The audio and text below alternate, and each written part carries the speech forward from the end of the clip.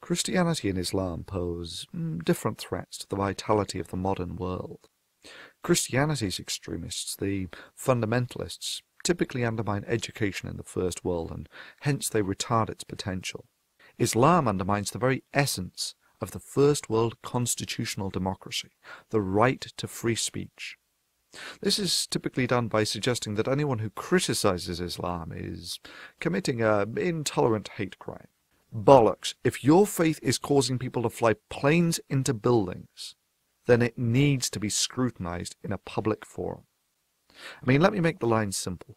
Disagreeing with someone is not a hate crime. I mean, I think it's typical of Islamic schools and the political Islamic movement to label any criticism a sort of prejudice and thereby racism, thereby trying to make people silent on criticizing it.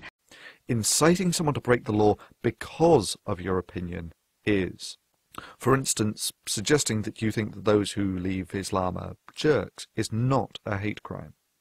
Suggesting that people who leave Islam should be killed is a hate crime. But what is the penalty for apostasy? What is the penalty for leaving the Muslim faith? If it's an Islamic country, then the Sharia is very clear.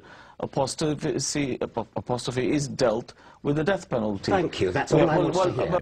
And yes, if that is a central tenet of your religion, then the very practice of your religion is a hate crime in a modern first world country.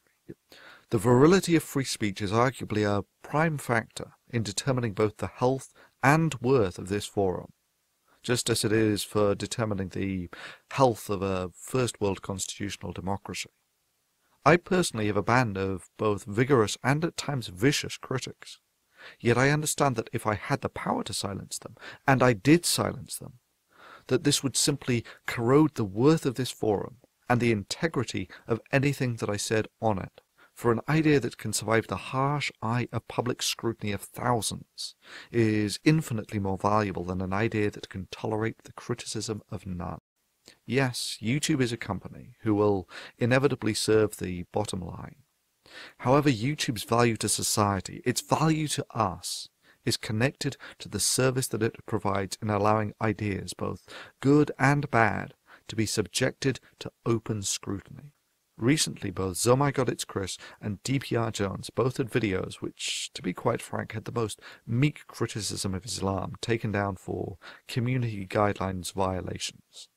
Bullshit. If I no longer have the right to call these religiously motivated actions a hate crime, then what is the worth of this forum? Only a matter of time until we rule Earth, until we control Earth.